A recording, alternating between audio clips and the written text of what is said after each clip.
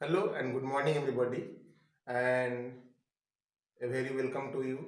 And we are going to start a new topic in the business studies part one. In this topic, nature of management, मतलब इसमें हम लोग management की प्रकृति के बारे में जानकारी प्राप्त करेंगे। मैनेजमेंट जो है ये है क्या वास्तव में, ये आर्ट है या साइंस है या क्या है। तो किसी भी नॉलेज को किसी खास पर्सपेक्टिव से देखने के लिए पहले हमको उसके बारे में जानना पड़ता है।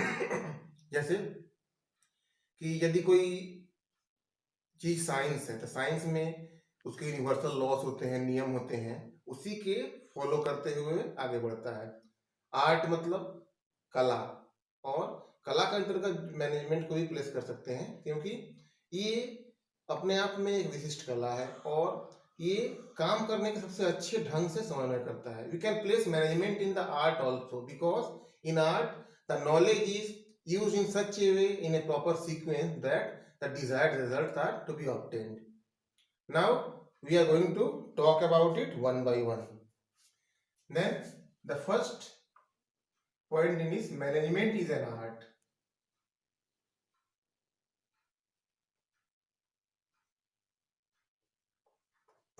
अब देखिए, यदि हम कहते हैं कि मैनेजमेंट एक आर्ट है, कला है, तो कैसे कला है, how it is an art. I am going to explain it you and you will find very much interesting to know this. The first is,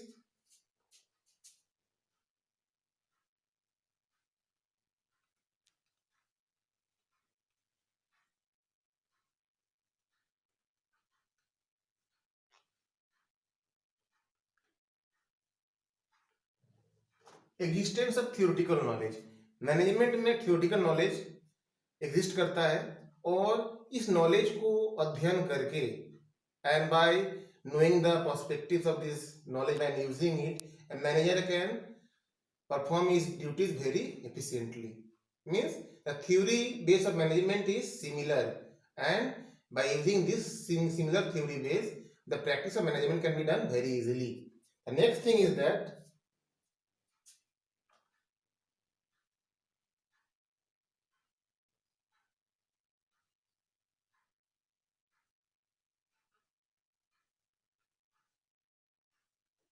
personalise application.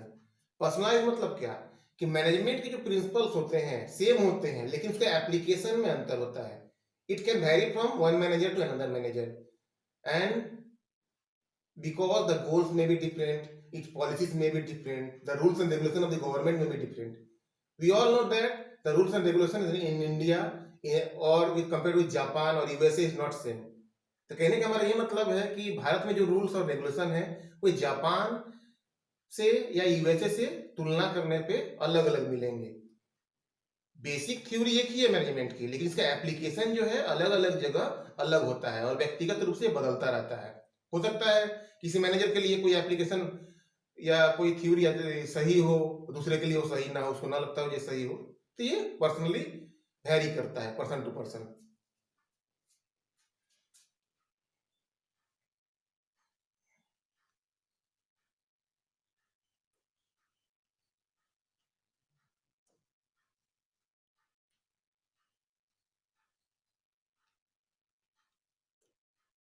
Based on practice and creativity, इसका मतलब क्या होता है कि management जो है इसको practice करना पड़ता है। Means it is not only written in the books, it should be followed on the ground level.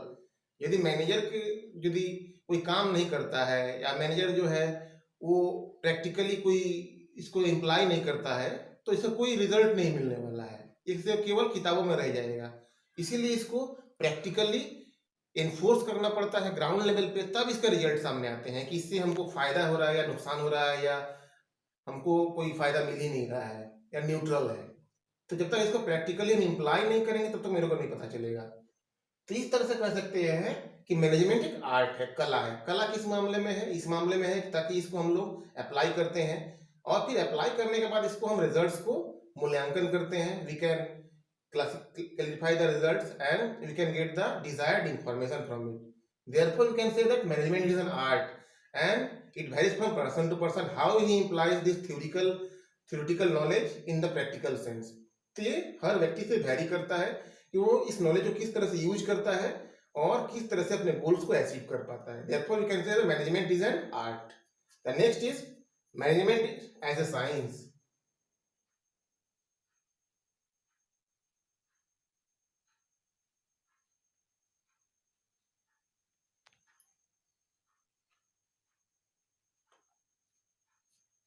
We can say that management is a science also. Management एक विज्ञान है। What type of knowledge is science?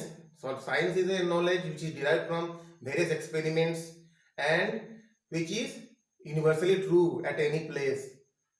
But how management can be a science? We are going to find it about. We can say that management is an implied science. But how?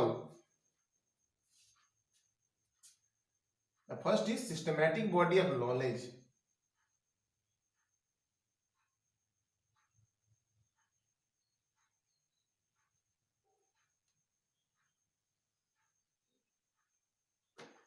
Management एक systematic body of knowledge है। मतलब management का theory base जो है या जो उसके principles है वो सेम है, चाहे हम इंडिया में फॉलो करें, यूएसए में फॉलो करें, जापान में करें, जर्मनी में करें, कहीं भी करें, वो सेम है। तो मतलब एक सिस्टमैटिक बॉडी ऑफ नॉलेज है, एक सिस्टम फॉलो करता है, जैसे प्लानिंग, कोऑर्डिनेशन, मोटिवेशन, कंट्रोल, ये सब एक सीक्वेंस में होता है। तो कहने का हमारा ये मतलब है कि सिस्टमैटिक बॉडी ऑफ नॉलेज है और इसमें एक सिस्टम से काम होता है, इसीलिए इसको हम साइंस कह सकते हैं। नेक्स्ट इज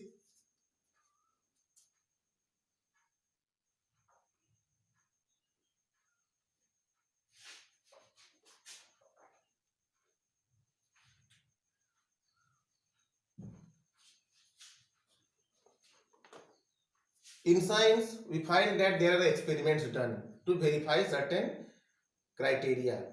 तो साइंस में एक्सपेरिमेंट्स होते हैं उस और क्राइटेरिया को वेरीफाई करते हैं। In the same way in management also the principles are based on experiment. Management में जितने प्रिंसिपल्स बनाए गए हैं सब एक्सपेरिमेंट के आधार पे हैं।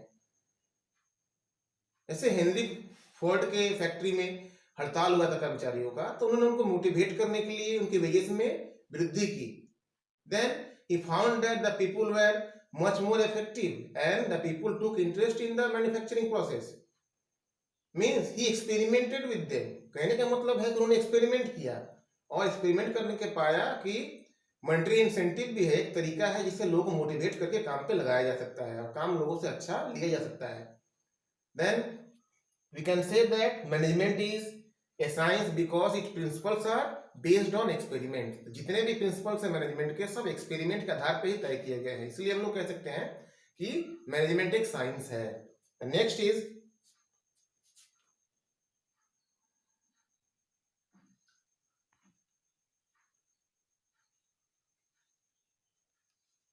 Universal validity. मतलब कि इसके वैलिडेशन जो है यूनिवर्सली एक्सेप्टेड है। पूरे ग्लोब में जहां भी कोई भी ऑर्गेनाइजेशन है, भले मैन्युफैक्चर कर रहा हो, सेवा दे रहा हो, वहां पे मैनेजमेंट के प्रिंसिपल्स हैं, वो वैलिडिटी है उसकी, मतलब वैलिड है। जो भी प्रिंसिपल बनाए गए हैं मैनेजमेंट के उसको आसानी से वहां यूज किया जा सकता है और डिजायर्ड रिजल्ट्स को ऑब्टेन किया जा सकता है। We can say that the management principles are validated throughout the world, throughout the globe and for achieving the desired results they can be used in a systematic way। therefore we can say that management is a science। now the next thing, can management knowledge